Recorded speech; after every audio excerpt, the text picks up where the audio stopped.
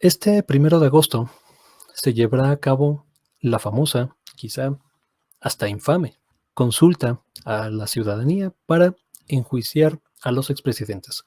Ya hemos visto aquí el texto, en realidad lo que se va a preguntar en las urnas, por cierto, menos urnas de las que deberían ser porque el INE alega que no tiene presupuesto, una organización que nos cuesta, si no me recuerdo, 20,000 millones de pesos al año, más, no tiene recursos para organizar una consulta porque no quiso meter una boleta más en el día de las elecciones, como sería lo lógico y es más, como dicta la Constitución que debería ser.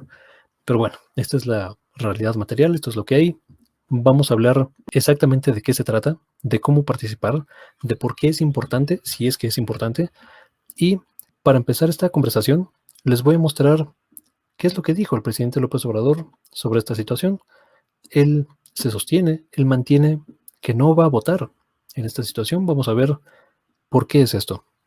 Bueno, esto tiene un origen cuando se envió la iniciativa para la consulta.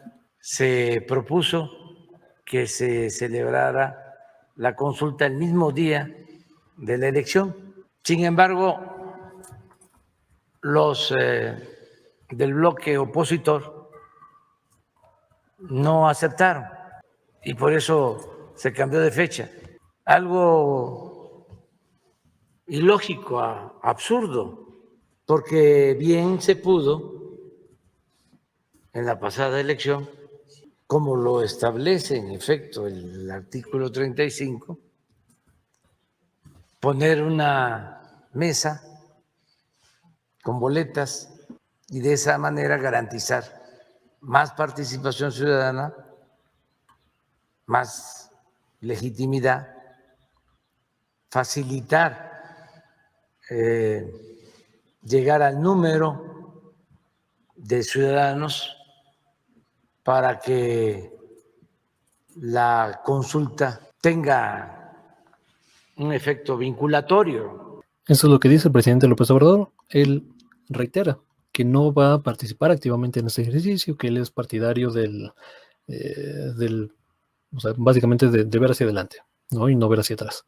Esto es incongruente con cualquier sentido de justicia reparatoria, redistributiva, que atienda no solo a las necesidades materiales de la población, sino hacia una profunda catarsis y necesidad de justicia de la población.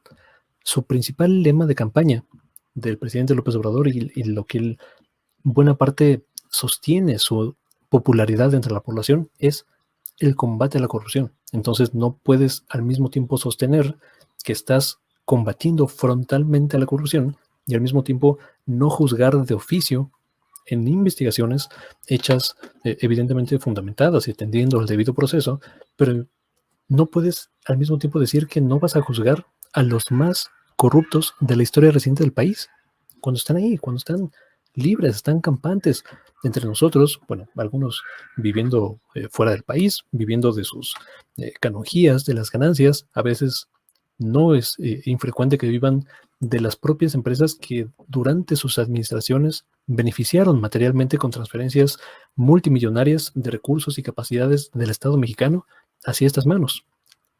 El fundamento, el pilar central del neoliberalismo. ¿Cuándo va a ser? Ya lo decía, el 1 de agosto. ¿Qué se va a preguntar en concreto? Se pregunta, ¿estás de acuerdo o no? Es una pregunta sí o no, en que se lleven a cabo las acciones pertinentes con apego al marco constitucional y legal para emprender un proceso de esclarecimiento, no juzgar, nada, esclarecer las decisiones políticas tomadas en los años pasados por los actores políticos encaminando a garantizar la justicia y los derechos de las posibles víctimas. Esa es una pregunta absolutamente general. Actores políticos pueden ser un cabildo, un regidor, un síndico de un municipio y puede ser el expresidente Lázaro Cárdenas, cabrón. En el tiempo pasado, esclarecer las situaciones es que se sepa exactamente qué pasó, no necesariamente juzgar.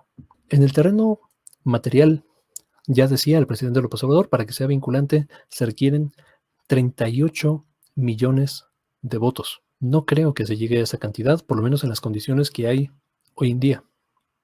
Esto no se trata ni siquiera de una elección intermedia, como la que acabamos de pasar hace algunas semanas. No se trata de una elección presidencial donde se puede aspirar a este nivel de participación. Estamos hablando de 38 millones, es decir, 8 millones más de todas las personas que votaron por López Obrador en 2018. Votaron por él 30 millones. Y fue un nivel de participación histórico.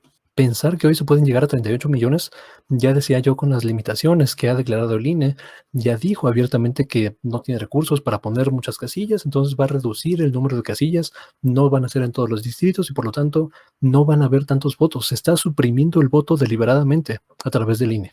Nuri Fernández de La Caracola preguntaba hoy en la conferencia matutina la posibilidad de que la gente participe de forma mucho más activa y que con los recursos de la propia población, de manera voluntaria, se, eh, se implanten mayor número de casillas, que se coordinen los esfuerzos con el INE y que se pueda llegar a mayor número de casillas para que más gente participe. El presidente López Obrador dijo, bueno, pues adelante, pero hay que verlo con el INE. Si hay que verlo con el INE, de una vez, de entrada, les digo a ustedes que no va a pasar, porque el INE no quiere que pase esta situación. Ahora, habiendo criticado el por qué no, o bueno, no el por qué no, sino los problemas de la consulta, me gustaría destacar, para cerrar este comentario, con las virtudes de la consulta. ¿Por qué creo que es valiosa y por qué creo que sí vale la pena por lo menos tener un resultado, aunque no sea vinculante respecto a los expresidentes? Uno, me parece valiosa porque recordemos que esta es una iniciativa que nace fundamentalmente de la sed de justicia y la participación directa de la población mexicana. Se juntaron millones de firmas en un periodo, en un tiempo récord. Tanto Alina Duarte como Epigmenio Ibarra, como Omar García. Ay, siempre se me olvida el apellido de mi tocayo, man.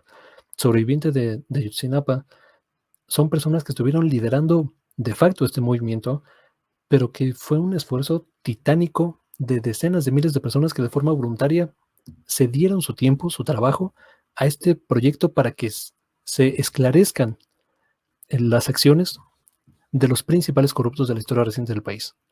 Por eso es extremadamente valioso, se logró ese hito y ojalá que me equivoque y sí se logren los 38 millones de votos necesarios y es más, que sean 40 o que sean 50 millones de votos.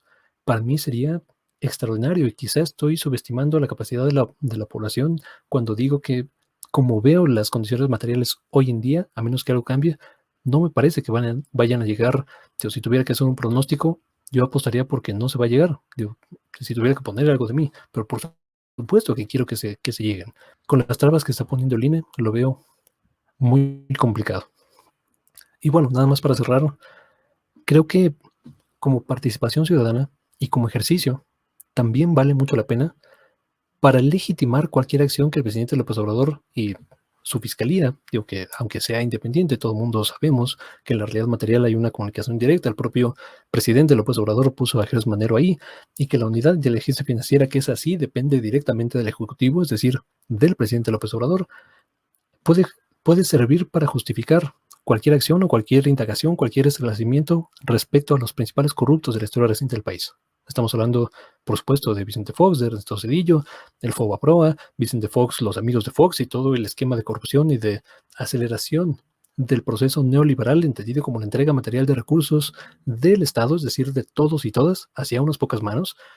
El presidente funerario que fue Felipe Calderón, cuyo lema de campaña era algo así como vivir mejor, vivimos mejor, después de Felipe Calderón, cuando duplicó todos los niveles de violencia en el país y con la corrupción y banalidad flagrante de Enrique Peña Nieto, por supuesto que hay que juzgarlos como tal. Y esta consulta puede servir para que el presidente López Obrador pueda justificar el decir, bueno, yo dije que no quería, yo dije que no voy a votar, pero la gente dice que quiere justicia, pues voy a entregar justicia, un poco lavándose las manos como Poncio Pilatos, y esto tiene una significancia no solo nacional, sino internacional, porque si de por sí ya están las narrativas a tope de que López Obrador es un dictador, por cierto, este tipo de adjetivos, tiene definiciones concretas, académicas, específicas, que de ningún modo se pueden atribuir a alguien que fue legítimamente electo y que se sostiene el poder gracias al apoyo popular.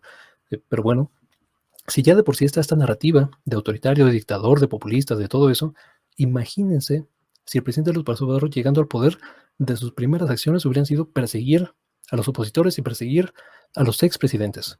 ¿Cómo se hablaría a nivel internacional del presidente López Obrador?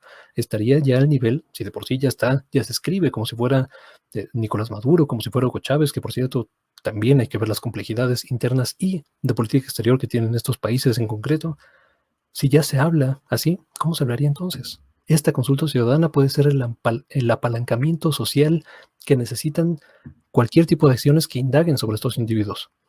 Ojalá que así sea y de verdad, espero equivocarme y espero que sí se lleguen con la enorme participación ciudadana a los 38 millones de votos que se requieren para poder esclarecer lo que haya que hacer y finalmente tener o saciar, mejor dicho, la sed de justicia que tiene el pueblo mexicano. Hasta acá voy a dejar este comentario. Muchas gracias por ver, muchas gracias por compartir, muchas gracias por suscribirse y nos vemos hasta la próxima.